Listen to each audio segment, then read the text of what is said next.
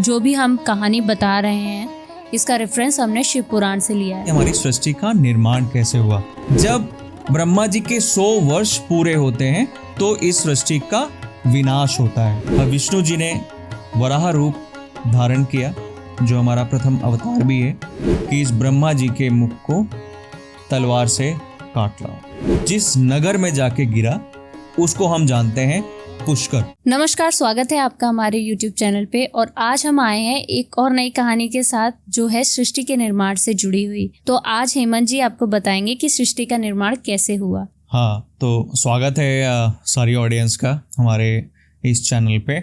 तो आज जो डिस्कशन है या जो स्टोरी है शास्त्रों की, वो ये रहने वाली है कि हमारी सृष्टि का निर्माण कैसे हुआ। अभी आप सुनते होंगे कि ये कलयुग है, वो सतयुग था, ये द्वापर था। तो आपको पहले पता होना चाहिए कि ये युग कौन से थे और जब ये युग खत्म होते हैं तो सृष्टि कैसे निर्माण होती है। मैं आपको पॉइंट टू पॉइंट बताऊंगा ताकि जो इन्फॉर्मेशन रहे वो क्लियर रहे, क्रिस्प रहे और शॉर्ट रहे। मैं आपको थोड़ा सा रोकूंगी। मैं आप यहाँ बता देना चाहती हूँ कि ये जो भी हम कहानी बता रहे हैं इसका रेफरेंस हमने शिव पुराण से लिया है। बिल्कुल, जो भी आपको इस चैनल पे हम स्टोरीज बता रहे हैं वो सारे रेफरेंस हमने शास्त्रों से ही लिए हैं। ये कहीं भी सुनी हुई बातें नहीं है। ये इसका जो भी हम बात बोलेंगे आपको वो आप शास्त्रों में आप वहाँ पर मिला सकते हैं। ठीक है, तो बेसिकली क्या होता है कि 4 युग बोले जाते हैं। पहला है सतयुग, त्रेता, द्वापर और कलयुग। तो बेसिकली ये 4 युग होते हैं और हर युग की एक आयु होती है। तो सतयुग की जो आयु है वो है 17,28,000 वर्ष। उसके बाद आता है त्रेता, और त्रेता युग की जो आयु है वो बताई गई है 12,96,000 वर्ष। और उसके बाद आता है द्वापर, और जो द्वापर की आयु है वो है 8,64,000 वर्ष। और उसके बाद आता है कलयुग, और कलयुग की जो आयु बताई गई है वो बताई गई है 4,32,000 वर्ष। तो ये हर युग की एक आयु है। अब ऐसा कहा जाता है शास्त्रों में कि ये जब 4 युग जब कंप्लीट होते हैं एक बार, तो जो ब्रह्मा जी का है वो एक दिन कंप्लीट होता है, या ये कहें एक दिन और रात कंप्लीट होती है उनकी, ब्रह्मा जी की।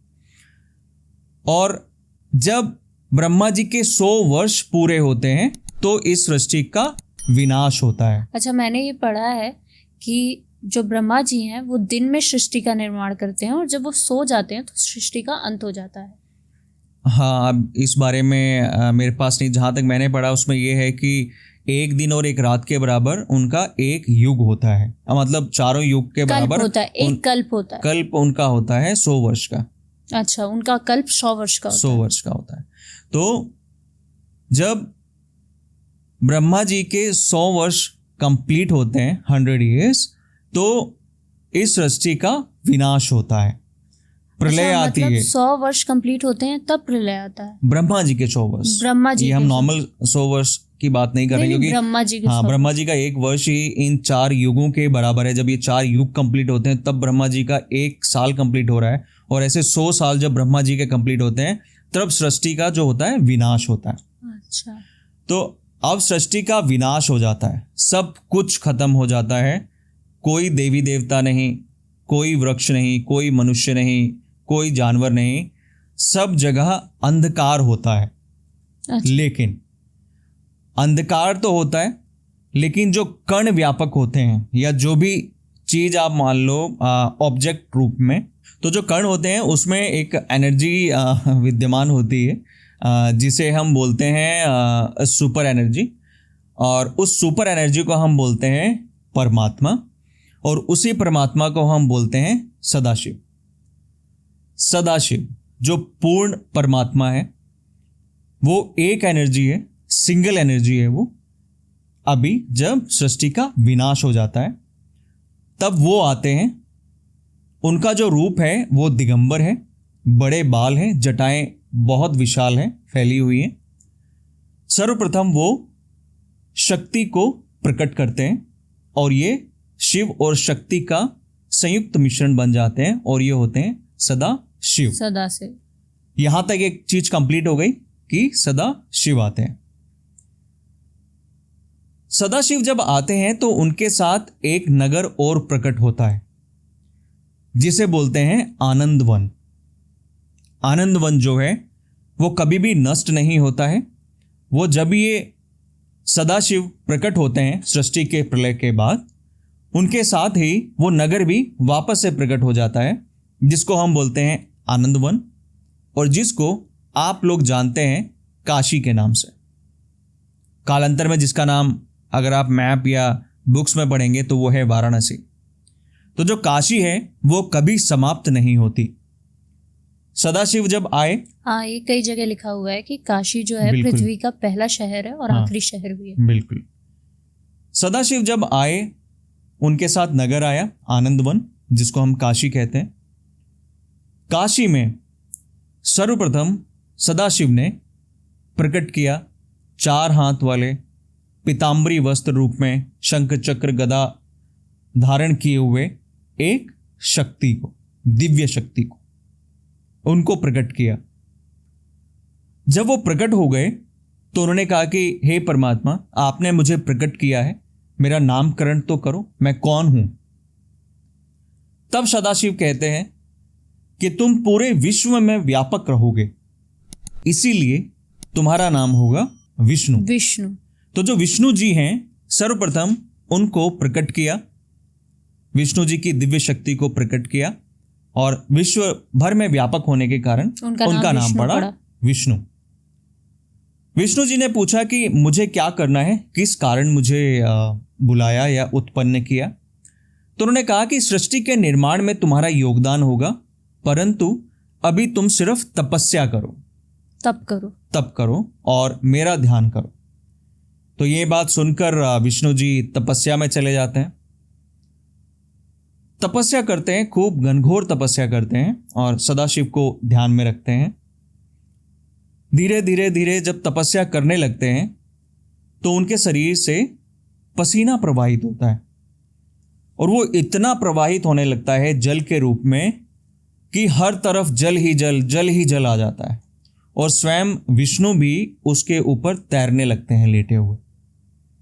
जब उसके ऊपर वो तैर रहे होते हैं लेटे हुए उस पसीने रूपी जल में, तभी उनकी नाभि से एक कमल की डंडी निकलती है, और उस डंडी पर कमल का फूल आता है, और उस फूल पर भी एक दिव्य शक्ति प्रकट होती है, जिसके 5 मुख होते हैं, और हाथों में शंख चक्र गदा, 4 हाथ होते हैं।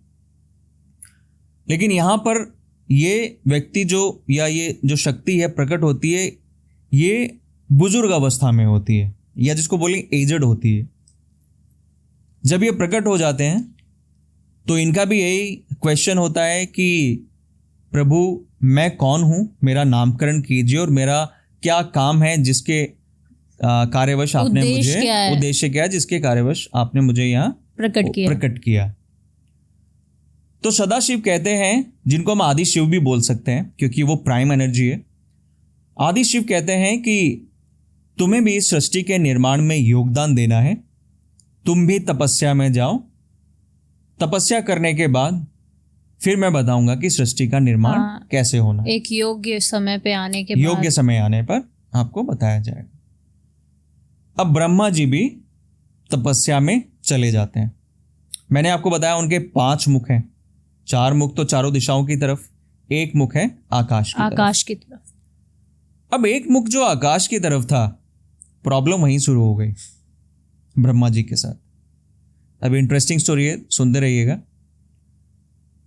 5वां जो मुख था, उसने कहा कि चलो तपस्या तो होती रहेगी, पहले ये जो नीचे व्यक्ति सो रहा है ये कौन है? भाई मैं प्रकट हो गया, मैं दिव्य शक्ति हूं, तो ये कौन है जिसने मुझे अभी तक पहचाना नहीं?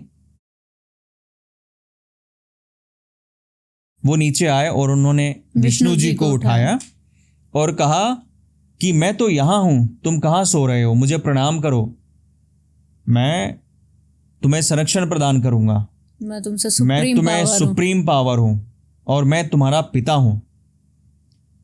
तो विष्णु जी ने कहा कि महाराज, मेरी नाभि से आप प्रकट हुए हैं कमल की डंडी पर, तो पिता तो मैं हूं आपका, और ये बात एक आर्ग्यूमेंट में कन्वर्ट हो गई और वो एक युद्ध में परिवर्तित हो गया। अच्छा। अब उन दोनों के बीच में युद्ध हो रहा है। जब युद्ध बहुत ही भयानक हो गया, एक दूसरे को नष्ट करने पर आ गई वो शक्तियां, क्योंकि वो शक्तियां बहुत ही पावरफुल थी विष्णु जी की और ब्रह्मा जी की। तब उन दोनों के बीच में सदाशिव ने एक ज्योतिर्लिंग, मतलब अग्निस्तंभ आप उसको बोल सकते हो, उन दोनों के बीच में प्रकट कर दिया। अग्निस्तंभ के प्रकट होते ही युद्ध रुक गया। अग्निस्तंभ को हम ज्योतिर्लिंग भी बोलते हैं क्योंकि वो सदाशिव ने प्रकट किया था। जब वो प्रकट हो गया, युद्ध तो रुक गया। तो ब्रह्मा जी ने कहा कि ठीक है, युद्ध नहीं करते, लेकिन आप इसका आदि पता लगाओ, मैं इसका अंत पता लगाता हूं, और जो सबसे पहले इसका आदि या अंत पता लगा के आएगा वही पिता माना जाएगा।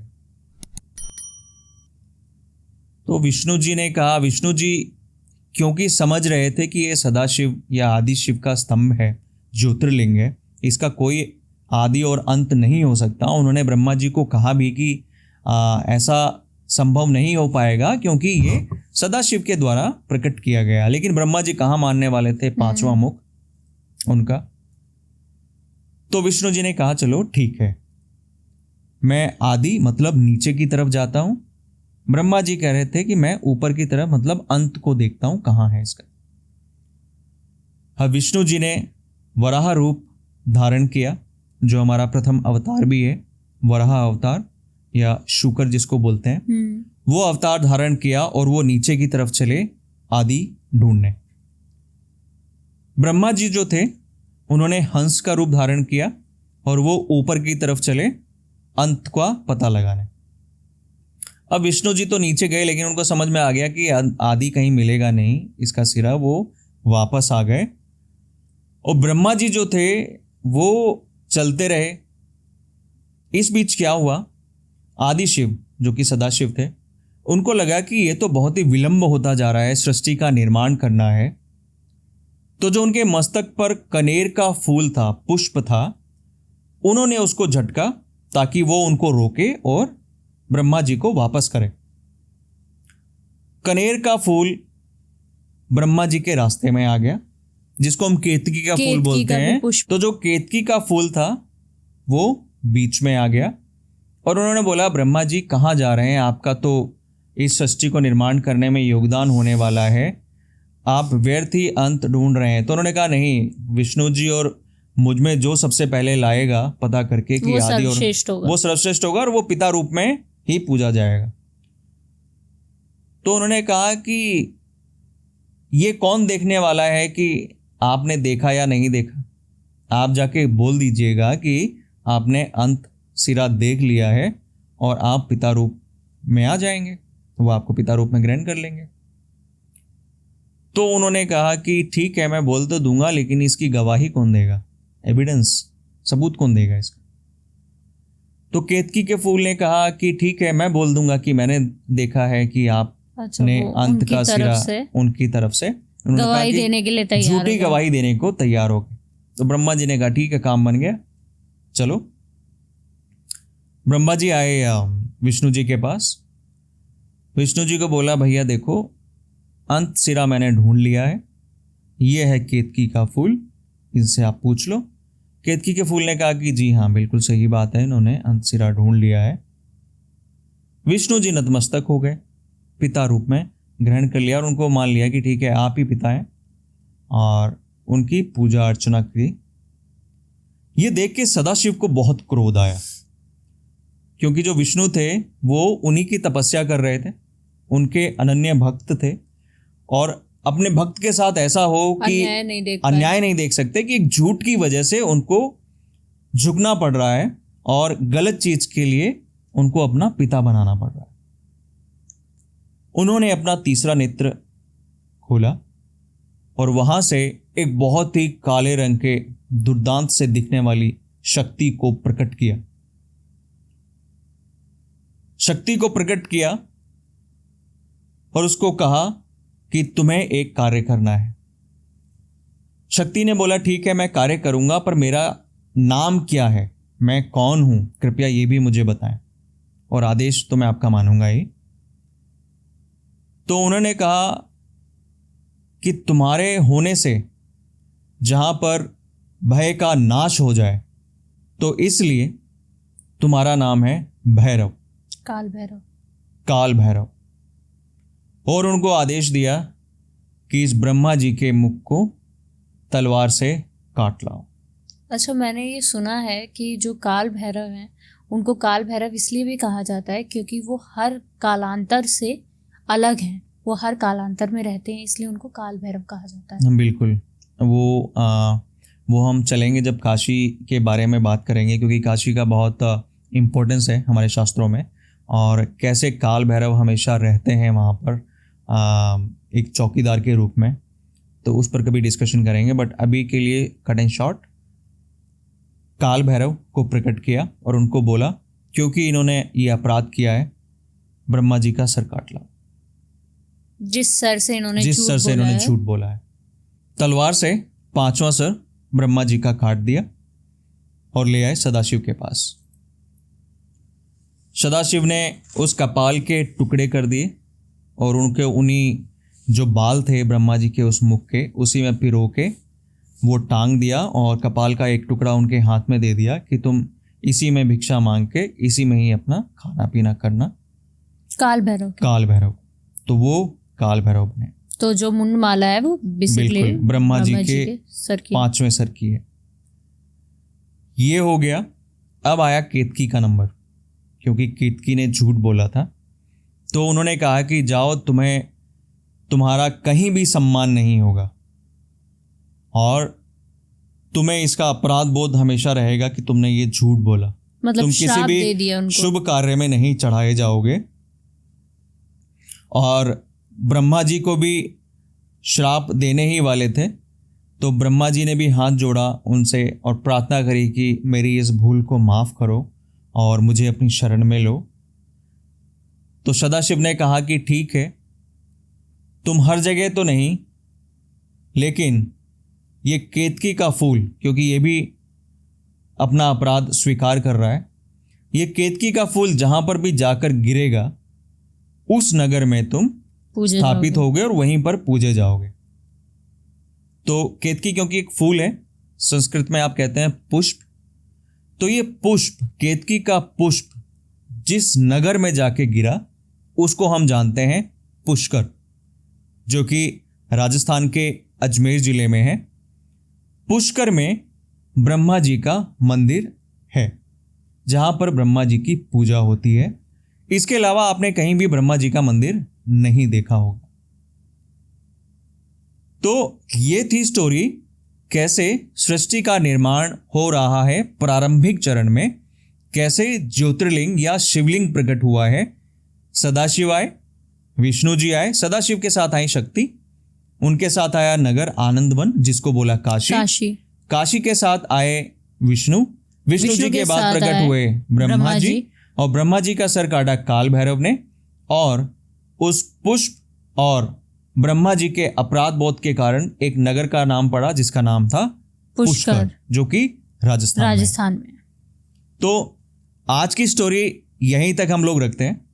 इसके आगे हम चलेंगे कि ये जो ज्योतिर्लिंग या जो शिवलिंग प्रकट हुआ, अब इसकी क्या इंपॉर्टेंस है, शमी का पौधा कहाँ से आया, इन पर धतूरा क्यों चढ़ाया जाता है शिव जी के, बिल्कुल, या फिर हम बेलपत्र उल्टा करके क्यों चढ़ाते हैं, या फिर प्रदोष का व्रत क्यों किया जाता है।